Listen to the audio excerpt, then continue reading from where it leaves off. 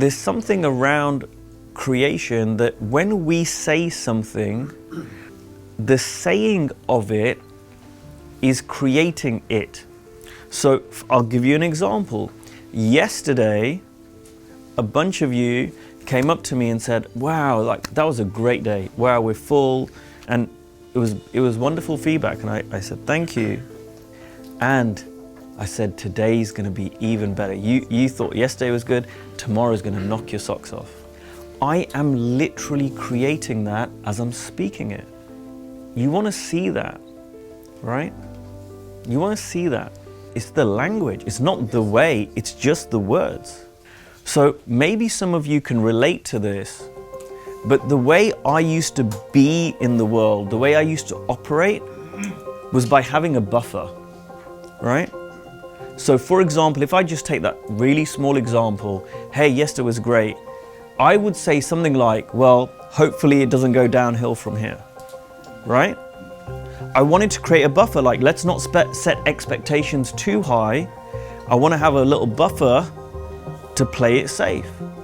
When I was in a corporate job and I was in a very target-driven environment, and my boss would say, all right, how much money can you save from these projects?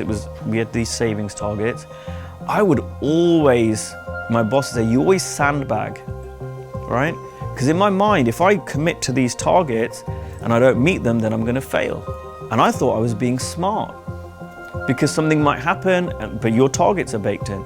And my boss said to me once, he goes, you know what, Chris? He goes, you know what the difference is between you and this other guy that I work with? He goes, he'll go for the target. Even if he doesn't meet it, he'll go for it. You don't.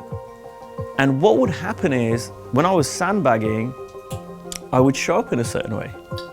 I would show up in a way of like, oh, well, I've got some buffer, I can play it safe, I don't have to really go for it. Same was true in the gym. My wife asked me this morning, she said, you know, what do you put this down to? I did a little bit of a workout in the room, just a small workout. And she goes, you know, you got all these muscles now. And she's like, you know, is that down to the weight training? You know, how much is it? And I said, you know what? I think it's 20% weight training, 60% diet, and 20% the other stuff. And she went, really? She goes, you're only 20%? And I said, yeah, it's only 20%. I was working out a few years ago doing weight training with a personal trainer. I didn't look like I look now.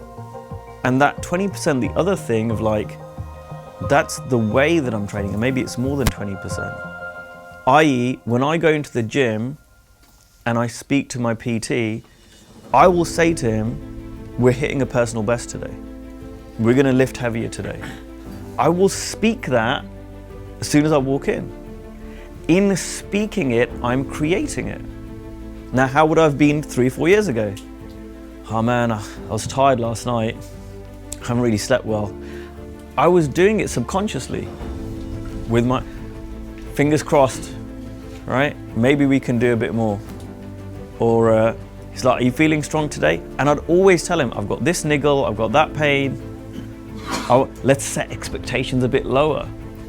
Now I go in the gym and I'm like, it's gonna be, no matter how I feel, I will say to my PT, it's gonna be a great session today. We're gonna hit PB today. I'm gonna get those weights up today. I joke around with him whenever we're going for it. He goes, oh, should we go for the next weight? I go, I got a reputation to uphold. I'm the strongest guy in the gym right now, right? And it's not arrogance, I'm creating myself as that. We heard yesterday, I loved that line when I paused Phil as he spoke about himself. My clients see me as, you know, the best personal stylist, whatever, and I'm inclined to agree with him. I didn't even know he got that from me, which is so funny. But I remember we finished our styling session in September, and at the end of the styling session, we were just having a conversation just on the street. And I remember the conversation. I told him, like, you are amazing at what you do, but you don't create yourself as that. I said, own it. And I'm so glad he took that on board, right? Sydney Banks used to say, this is the greatest cup of tea I've ever tasted, right? It's the greatest cup, and he would say that about every cup of tea.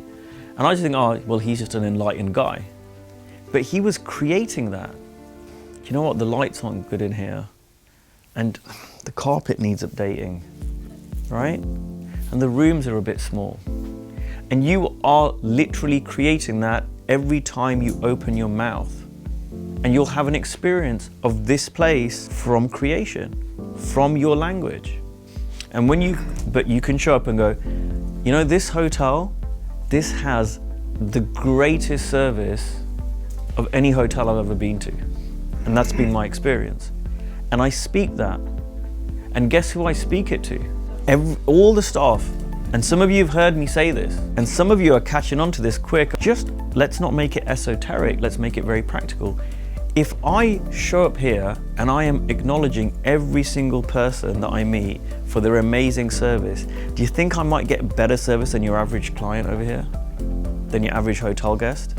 Right? Do you think that might happen everywhere that you go? Right? And the reason I'm talking about this is not that what you guys are doing is not enough. You guys are amazing, and I love how you're showing up. This is such an incredible group of coaches, it really is. And I want to offer you that there are ways that you can create and harness this power of creation even more powerfully than you're doing right now. Every single one of you. The way you create yourself, the way you create your work, the way you create each other, the way you create this hotel, the way you create this school, the way you create me. This is what I said, it's going to be controversial. You won't hear coaches say this, but this is true. And I kind of touched on this yesterday a little bit. Some people think that I've got Steve Hardison on a pedestal, right? Some people think that like I'm hero worshipping him, or that I have with Steve Chandler, or I have with any of my other mentors. It's not true. I am creating them, right? Just like I created my wife this morning. And it's all true. I can focus on just the amazing person she is and how much support she gives me. And she really does. And how she encourages me to be the best version of myself. And in many ways is my greatest coach. Or I can concentrate on the one or two small things where I've got annoyed or upset. And I used to do this. We'd go out in the social scenario, and I don't know if anyone else has done this, and we go, and I'd say, oh, do you know what Yamini did, right? And in good nature, but we joke around. And I realized that's not creating her powerfully, right? And everyone does it. We'd all joke around like, oh, everyone's had those conversations, right? Oh, I get so annoyed in the way that my partner washes the dishes in a certain way. And we can focus on those small things. It's all creation. So don't hear this as he wants us to like big him up, because that's the level that some people will hear it at. It's like you focus on the best in someone and create them powerfully, you'll get more out of the relationship.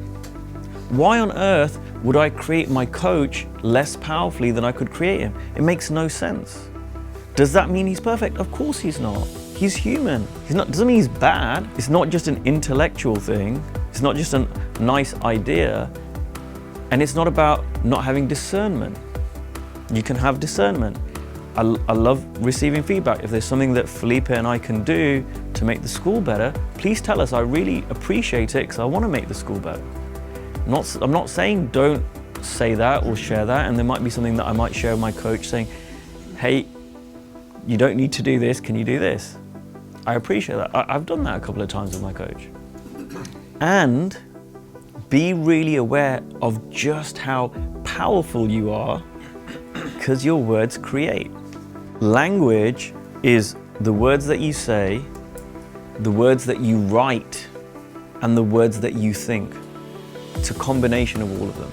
It's all of it. It's there all around us. It's the same with this hotel, it's the same with the people here, it's the same with the people in the room.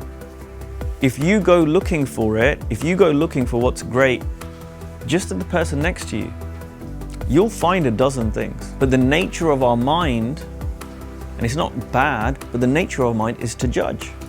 You can't help it. We make snap decisions, we make snap judgments. It's often subconscious.